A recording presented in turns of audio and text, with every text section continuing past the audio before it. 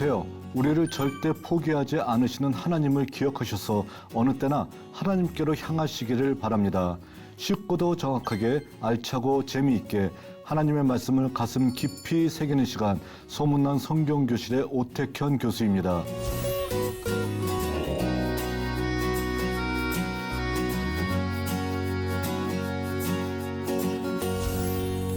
지난 시간에 나눈 내용 기억하시나요? 지난 시간에는 요엘과 하나님의 날에 대해서 살펴보았습니다.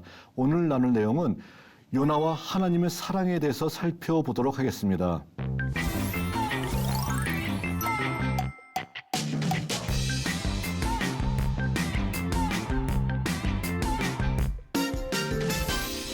자, 요나 선지자 마찬가지로 육하 원칙에 의해서 먼저 살펴보죠. 언제 말씀을 외쳤던 선지자인가 했었을 때, 요나 선지자는 여로보암 2세 당시의 선지자라고 열왕기하 14장에 기록이 돼 있어요. 그러니까 아미떼 아들 요나가 바로 여로보암 2세 당시에 활동을 했었다라고 얘기하고 있습니다. 자, 그리고 요나 하게 되면 어디서 메시지를 외쳤을까요?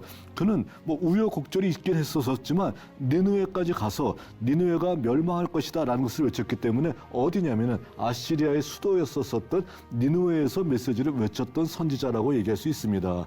자, 그리고 무엇을 외친 선지자냐 했었을 때 하나님의 명령이 무엇이냐면은 니느웨의 악독함이, 죄악이 하늘에까지 올라갔기 때문에 니느웨를 쳐서 외치라라는 바로 그 메시지를 전하라는 것이죠. 그래서 니느웨의 심판을 외쳤던 예언자입니다. 자, 그런데 어떻게가 굉장히 중요해요. 니느웨의 심판을 외치라라고 하게 되면은 그 일에 자기가 쓰임 받은 것을 감사해야 되고요. 또 만일에 니느웨가 반드시 멸망할 것이다 라고 외쳤다라고 하게 되면 하나님의 선지자라고 하기는 어떻게 될까요?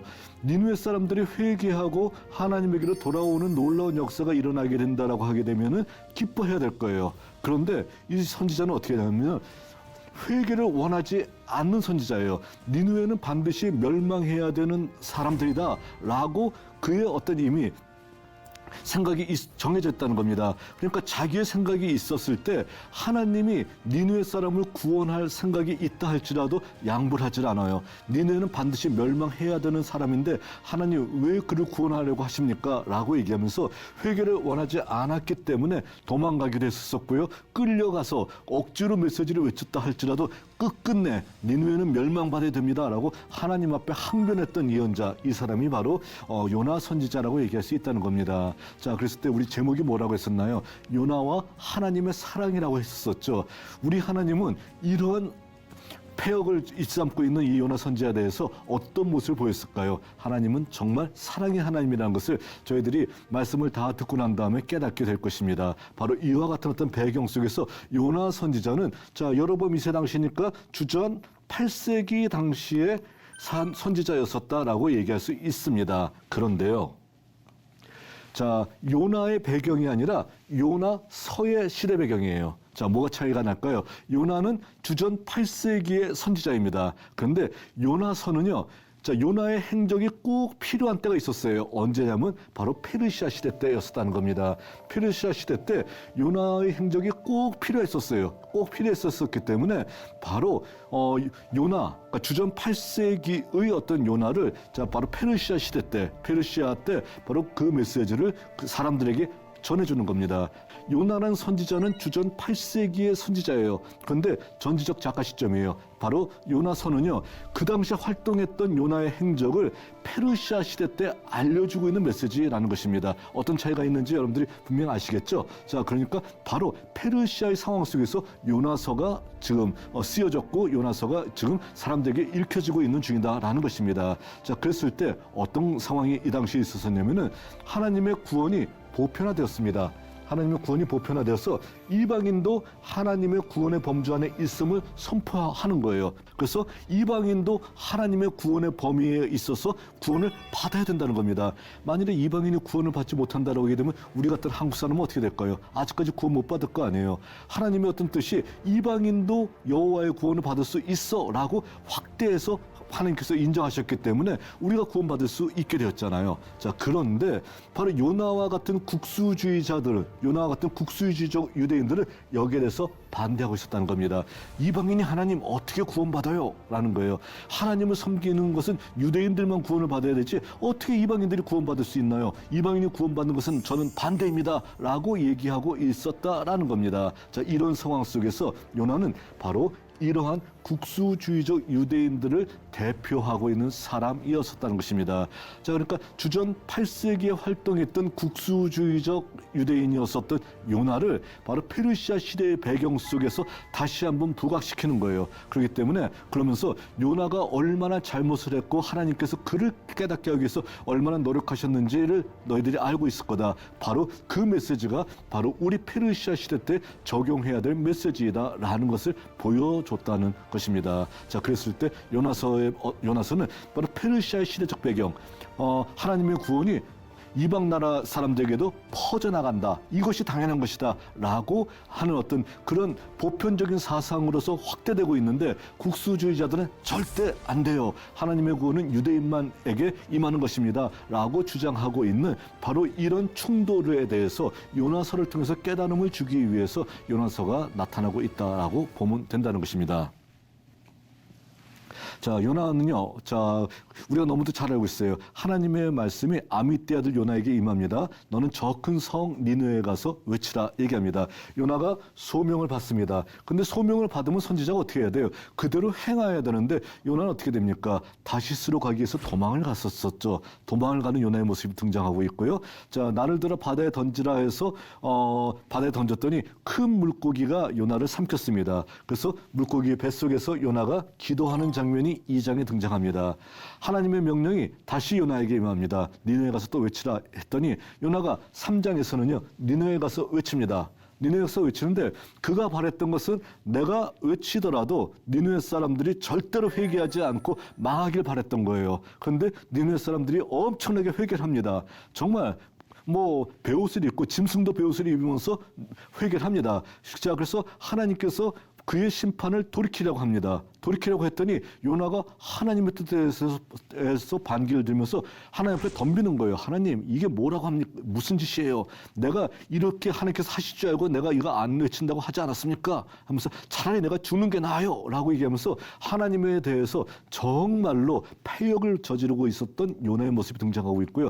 그럼에도 불구하고 요나를 깨닫게 하시면서 요나를 품어주시는 하나님의 사랑이 바로 4장에 등장하고 있다라는 것입니다. 자, 그럼 어떻게 될까요? 요나서는요, 풍자와 아이러니가 가득해요. 이 안에. 자, 굉장히 풍자와 아이러니로 가득하고요. 여러 곳에서 우리가 보통 얘기하는 웃음 코드가 있다는 겁니다. 자, 그러니까 장르에 맞게 요나서를 읽을 때 요나서가 우리에게 하고자 하는 메시지와 그 의도를 우리가 파악할 수가 있다라는 것이에요. 자, 그러니까 바로 요나서의 메시지를 받을 때 우리는 어떻게 되는가? 웃음 코드가 있다는 겁니다. 웃을 준비를 해야 되는 것이지 요나서를 심각하게 울 준비하면서 인상 쓰면서 읽게 되면 어떻게 됩니까? 요나서의 메시지는 우리한테 하나님의 어떤 뜻을 알려주지 않고 숨어버릴 수밖에 없다라는 겁니다. 자, 요나의 어떤 소명에 대해서 우리가 살펴보죠. 하나님께서 요나에게 말씀하십니다. 너는 일어나서 니느웨를 심판하기 위해 가서 외치라 명령하십니다. 니느웨에 가서 너는 그것을 쳐서 외치라. 너희가 너무 악독하기 때문에 하나님께서 너를 심판하기로 미리 예정하셨어 라고 얘기합니다. 자, 그런데 요나는요, 하나님께서 가서 외치라라고 하는 순간 깨달았습니다. 뭘 깨달았냐면은 하나님의 계획이 이미 니느웨를 구원하는 데 있음을 알게 됐다는 거예요. 나더러 가서 외치라고 하는 걸 봤더니 하나님께서 정말 구원할 마음이 없으면 그냥 심판해서 없애버리면 되는 거예요. 근데 요나한테 가서 외치라라고 하는 것을 봤더니 하나님께서 외치는 소리를 듣고 그들이 돌이켜 회개하기를 바라고 있고 정말 회개하면은 그들을 구원할 마음이 있다라는 것을 깨달았다는 겁니다. 근데 요나는 생각하기에 니느웨는 아시리아의 수도이고요. 너무도 악독한 짓을 많이 했었고요. 자, 다른 건 몰라도 다른 나라는 몰라도 니느웨만큼은 아시리아의 수도인 니느웨만큼은 절대로 구원받아서는 안 된다라고 스스로 판단했다는 겁니다. 하나님이 거기를 구원시킨다라고 작정하셨어도 결심하셨어도 정말 그거는 자기에게는 아무 문제가 되지 않아요. 하나님 절대로 니느웨는 구원받아서는 안 되는 곳입니다. 라면서 자 그런 생각을 하고 있다는 것이죠. 그런데 하나님께서 구원하게끔 하시니까 어떻게 해요? 하나님의 뜻이 거기 있으면 나는 안 돼. 나는 그걸 못해 하면서 하나님의 얼굴을 피하기 위해서 욥바로 내려가게 됩니다. 하나님은 일어나라고 했는데 그는 욥바로 내려가는 바로 이러한 어떤 행동을 하게 되었다는 겁니다.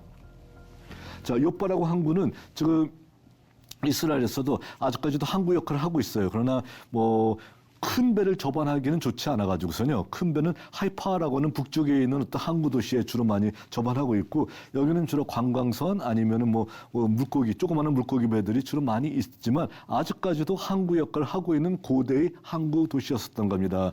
자, 요나 시대 때나 아니면 그 이전의 어떤 시대 때는 이스라엘에서 지중해로 나가는 때는 거의 유일한 항구가 바로 욥바 항이었다는 것입니다. 자, 그럼 그가 왜 욥바로 갔을까요? 욥바로 가는 것은 다시스로 가기 위해서 갔던 거예요. 그런데 지도를 통해서 보면 알겠지만 자, 욥바는 어디 있냐면 바로 여기가 욥바예요. 욥바는 여기 있는데 다시스로 가려면 어떻게 가냐면 다시스는 육로를 통해서 가야 돼요. 육로를 통해서. 그래서 여기는 티그리스 강에 있는 여기 좀 위치하고 있는 도시가 바로 니느웨예요.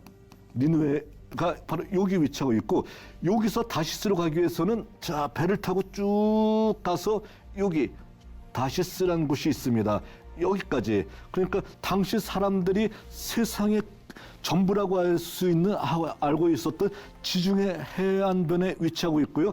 이스라엘에서 가장 먼 지역에 위치한 곳이 어디냐면 다시스예요. 그러니까 하나님의 명령을 수행하기 위해서 니느웨는 못 가겠어요. 그러니까 어떻게 합니까? 반대로 배를 타고 저 끝에 있는 다시스로 도망가기 위해서 요나가 욥바에서 배를 타고 다시스로 가고 있다는 겁니다.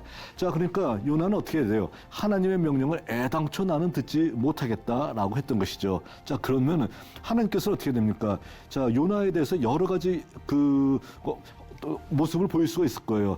요나를 저는 선지자가 어디 또 있나? 나 저 녀석 포기했어. 얘기하면서 요나를 포기했다라고 하게 되면 어떻게 될까요? 하나님께서 요나를 다시스에 가서 살게 하면 되는 거예요. 다시스에 가서 살게 하면서 요나 이제 내가 너에게 더 이상 시킬 일도 없다. 그러니까 너는 내가 더 이상 선지자로서 인정하지 않아 라고 하면서 그를 버렸다라고 하게 되면 다시스까지 편안하게 갔을 것입니다. 그러나 하나님은 요나를 절대로 포기하지 않았습니다. 자, 그가 잘못 깨닫고 잘못된 행동을 하고 있는 요나를 깨닫게 하기 위해서 자, 바로 이 지중해를 통해서 가고 있는 배를 커다란 풍랑을 만나기 위해서 요나를 어떻게든 깨닫게 하는 어떤 이런 역사를 보였다는 겁니다. 자, 하나님께서 이렇게 커다란 풍랑을 일으키셨던 이유가 무엇이냐라는 겁니다. 커다란 풍랑을 일으켰던 가장 커다란 이유는 요나에게 사명을 완수시키기 위해서 돌이킬 기회를 주신 하나님의 사랑이 여기 등장하고 있다는 겁니다. 자, 그러니까 풍랑이 일어나는 상황 속에서 풍랑을 멈추게 하는 방법을 요나도 알고 있고 하나님도 알고 있습니다. 어떻게 하면 될까요? 하나님, 잘못했습니다. 우리 선지자를 통해서 선지의 메시지를 통해서 우리가 계속 살펴봤던 것이 뭐예요? 하나님은 돌이켜 회개하는 사람을 항상 용서해 주신다는 거예요. 그러니까 요나가 비록 도망을 갔다가 바로 이렇게 풍랑을 만났을 때 풍랑을 멈추게 하는 방법은 간단합니다. 하나님, 잘못했습니다. 제가 다시 니느웨로 돌아가겠습니다. 니느웨에 가서 하나님의 말씀을 외치겠습니다. 라고 하게 되면 어떻게 될까요? 풍랑은 금방 잔잔해질 수 있다라는 것입니다. 바로 이런 상황이에요. 이런 상황인데 바로 요나는 자, 풍랑을 잔잔하게 하는 방법을 잘 알고 있었음에도 불구하고 그렇게 하지 않았다라는 겁니다. 자, 그랬을 때 이때 굉장히 여기서 재미있는 어떤 장면이 등장합니다. 하나님의 선지자와 이방인의 행동이 비교되고 있어요.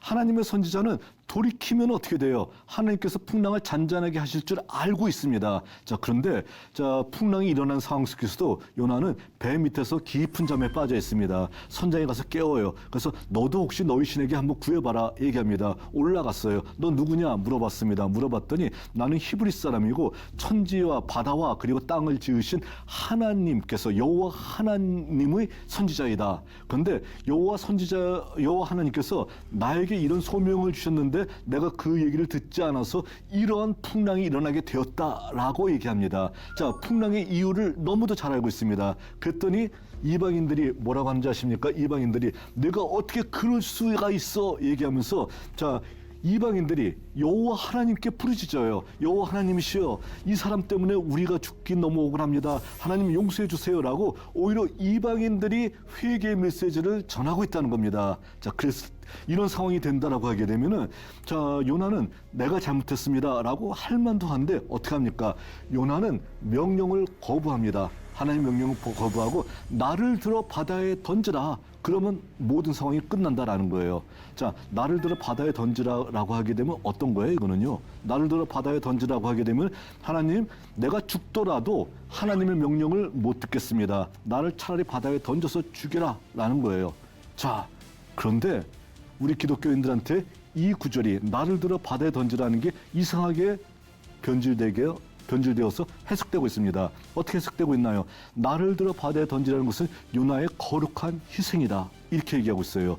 그리스도의 희생 같은 요나의 거룩한 희생이 바로 나를 들어 바다에 던지라는 것이다 라고 얘기를 하고 있다는 겁니다. 이 말이 된다라고 생각하시나요? 예수 그리스도의 희생을 요나의 어떤 나를 들어 바다에 던지라는 것과 똑같이 설명하고 있나요? 이거는 말이 안 되는 내용이잖아요. 자, 왜 그렇습니까? 요나는 나를 들어 바다에 던지라고 하는 것은 하나님의 명령 못 지키겠습니다라고 패역을 저지르고 있는 거예요. 하나님 잘못했습니다. 니느웨 가겠습니다라고 하게 되면 금방 바다가 풍랑이 멈추게 되는 것을 알고 있음에도 불구하고 나는 못해. 니느웨는 절대로 구원받을 수 없어라고 하는 잘못된 국수주의자의 모습을 보이고 있는 것이 바로 요나의 모습입니다. 자, 그랬을 때 이방인들은 어떻게 합니까? 나를 들어 바다에 던지라고 하는데 참 그렇게 못해요. 그래서 어떻게든 배를 저어가지고서 육지에 대려고 합니다. 그러나 절대로 그게 불가능해요. 그러니까 맨 마지막에 어쩔 수 없이 요나를 바다에 들어 던집니다. 던지면서 오히려 이방인들이 여호와 하나님 앞에 용서를 구하고 하나님 잘못했습니다라고 얘기하고 있어요. 자, 그러니까 선지자는 하나님 앞에 절대로 용서를 구하지 않는데 이방인이 용서를 구하는 웃음을 자아낼 수밖에 없는 이런 일들이 나타나게 되었다라는 것입니다. 자, 이랬을 때 하나님의 명령 수행을 거부했던 요나는 어떻게 합니까? 요나에 대해서 하나님께서는 자, 그가 물속에 빠졌을 때 그냥 사망에 이르게 한다라고 하게 되면 끝나는 거예요. 그런데 절대로 우리 하나님은 요나를 포기하지 않으시네요. 어떻게 합니까? 요나를 버리지 않고 큰 물고기를 통해서 요나를 큰 물고기 뱃속에 있게 하십니다. 그리고 요나가 마침내 그곳에서 내가 고난받을 때 주님이 나와 함께 하셨고 내가 울부짖을 때 주님이 나와 함께 하셨습니다라는 바로 이 장의 기도를 드리게 하고요. 그리고 큰 물고기가 요나를 육지의 토에 내어놓게 된다는 겁니다. 자, 그러니까 요나로 하여금 깨닫게 하신 거예요. 잘못을 깨닫게 하신 거예요. 그리고 큰 물고기가 요나를 육지에 토해 놓고 이제 다음 소명을 기다리게 했다는 것입니다.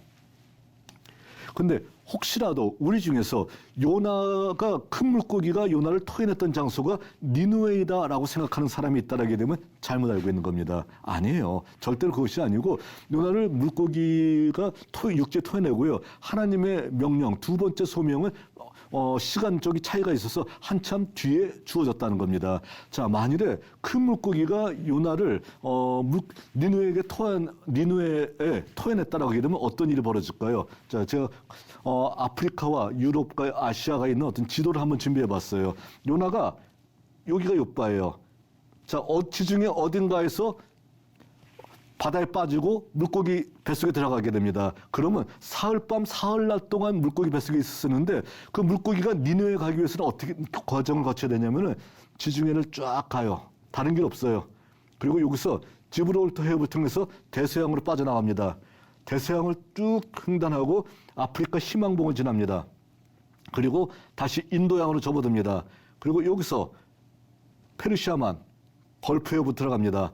그리고 여기서 유프라테스강으로 통해 올라가다가 티그리스강으로 갈라집니다. 그리고 여기 티그리스강 중간에 있는 여기에다가 니느웨에다가 요나를 토해내야 된다는 거예요. 이런 먼 길을 사흘밤 사흘날 동안 가야 된다는 거예요. 그러니까 이건 아니에요. 이런 것은 아니고요. 자, 그 요나를 어느 육지에다가 토해냈습니다. 토해냈고 그리고 하나님의 명령은 한참 후에 요나에게 임했던 것입니다. 자, 이랬었을 때 두 번째 임무를 부여하신 하나님께서 니네에 가서 외치라 했더니 자, 또 도망가봤자 잡힐 게 뻔해요. 그러니까 어떻게 합니까? 자, 니네까지 갑니다. 그러면서 니네는 사흘거리가 되는 정말 큰 성이에요. 근데 요나는 어떻게 하냐면 하루길만 가면서 외칩니다. 40일이 지나면 니네가 무너질 것이다 라는 것을 외칩니다. 정말 니네가 무너지길 바라지 않았다라고 하게 되면은 정말 40일 동안 계속해서 메시지를 외쳤을 텐데 하루만 잠깐 외치고 끝냅니다. 정말 망하기를 바랐던 거예요. 그런데 요나가 잠깐 하루 동안 메시지를 외쳤었는데 니느웨에 회개 운동이 일어나기 시작합니다. 자, 그러니까 하나님께서 어떻게 합니까? 하나님께서 재앙을 내리시지 않는 거, 회개하니까 재앙 내리지 않는 거, 이건 당연한 것이잖아요. 그래서 재앙을 내리지 않습니다. 그러면은 선지자는 어떻게 해야 돼요? 좋아해야 되잖아요. 내가 메시지를 외쳤고 회개하라 외쳤는데 그들이 회개한 거예요. 그러니까 정말 하나님의 말씀이 이루어졌네요. 감사합니다. 라고 해야 되는데 선지자는 오히려 화를 냅니다. 뭐 어떻게 화를 내나요? 요나가 매우 싫어하고 성내며 여호와께 기도하여 이르되 여호와여 내가 고국에 있을 때 이러하겠다고 말씀하지 아니하였나이까? 자, 하나님께서 구원하리라고 생각하지 했다고 내가 얘기하지 않았습니까? 그러면 내가 빨리 다시스로 도망하였사오니 주께서는 은혜로우시며 자비로우시며 노하기를 더디하시며 우리가 요엘에서는 이 메시지가 굉장히 좋게 나타나는데 요나는 이상하게 사용하고 있죠. 이내가 그 시사 뜻을 돌이켜 재앙을 내리지 아니하시는 하나님인 줄을 내가 알았음입니다. 얘기하는 거예요. 그러니까 뜻을 돌이켜 하나님께서 재앙을 내리지 않고 니느웨를 구원하시는 것, 이것을 난 정말 못 참겠습니다. 성내면서 하나님 이건 아니잖아요 라고 하나님 앞에 외치는 겁니다. 하나님의 뜻에 이렇게 반발을 하고 있네요. 선지자가요. 그랬더니 거기서 뭐라고 얘기하냐면 여호와여 원하건대 이제 내 생명을 거두어서서 사는 것보다 죽는 것이 내게 나음입니다 얘기합니다. 얼마나 화가 났는지 하나님 차라리 나를 죽이세요 얘기하는 거예요. 자, 이 정도가 되면 하나님께서 하늘에서 벼락이라도 내려야 될 것 같은데 여호와께서 뭐라고 말씀하십니까? 내가 성내는 것이 왜 옳은 짓 하는 거냐? 이건 아니지 않냐? 라고 얘기합니다. 인내하십니다. 자, 우리 하나님이 굉장히 노하기를 더디하시는 건 분명한 것 같습니다. 요나 같은 이런 선지자에게 이렇게 반응을 하시네요. 자, 그럴 때 유명한 박너쿨 사건이 벌어집니다. 갑자기 박넝쿨이 있습니다. 그래서 이 뜨거운 사막의 태양을 막아줬어요. 그런데 하루아침에 이 박넝쿨이 어떻게 됩니까? 벌레가 들어서 다 죽게 됩니다. 그래서 뜨거운 태양이 내리치고 머리가 뜨거우니까 요나가 또 화내면서 하나님 앞에 얘기하는 사건이 벌어지게 됩니다. 자, 그때 뭐라고 나오는가 볼까요? 하나님이 요나에게 이르되 내가 이 박넝쿨로 말미암아 성내는 것이 어찌 옳으냐 하시니 그가 대답하되 내가 성내어 죽기까지 할지라도 옳으니이다 하니라. 자, 굉장히 무시무시합니다. 요나 선지자. 뭐 어떻게 얘기하나요?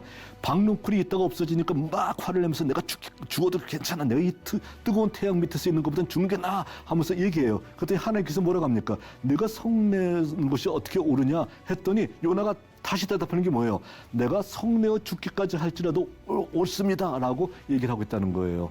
자, 우리가 옆에서 듣기에 섬찟섬찟합니다. 하나님께서 이걸 언제까지 봐줄 수 있냐라는 거예요.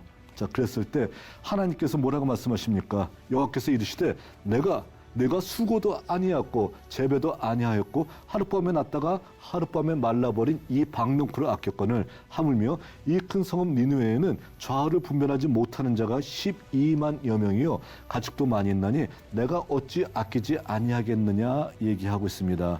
이러지 말아라. 내가 이 니느웨를 사랑하는 것이 마땅한 것이다. 그리고 너는 왜 그러니? 라고 하면서 요나를 하나님께서 깨닫게 하시는 모습을 보여주고 있다라는 것입니다. 자, 결론입니다. 어떻게 결론이 나올까요? 하나님의 사랑과 구원의 역사가 유대인뿐만 아니라 모든 열방으로 향하고 있음을 보여주고 있습니다. 자, 그러니까 하나님의 구원의 역사는 유대인에게만 있는 것이 아니에요. 니느웨에게도 있고 더한 악인이 있다 할지라도 하나님이 그들이 회개하게 된다면 언제든지 구원의 준비가 되어 있다는 겁니다. 이것이 요나스의 가장 커다란 특징이고 요나가 이해하지 못한 부분입니다. 자, 그리고 하나님은 요나 같은 선지자라고 할지라도 포기하지 않으세요. 끝까지 인내해 주시면서 사랑을 베푸시고 그를 돌이켜 회개하게 만들었던 분이 바로 우리 여호와 하나님이라는 것이죠. 그러니까 요나서에서 강조될 부분이 뭔가요? 하나님의 사랑은 한없으시다라는 겁니다.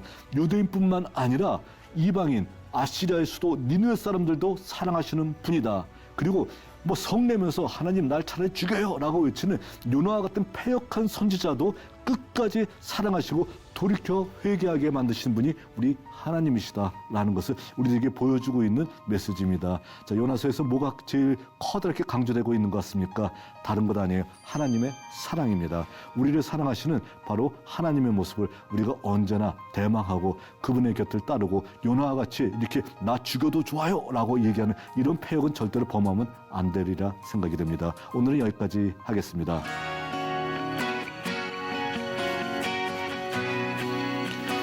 여러분, 유익한 시간이 되셨나요? 오늘 수업은 유튜브를 통해 다시 볼 수 있습니다. 언제나 말씀의 다스림을 받는 여러분이 되시길 바랍니다. 다음 시간에는 드디어 마지막 시간이네요. 말라기와 공동체 회복에 대해서 살펴보도록 하겠습니다. 오늘도 승리하는 하루가 되시길 바랍니다. 다음 시간에 뵙겠습니다. 감사합니다.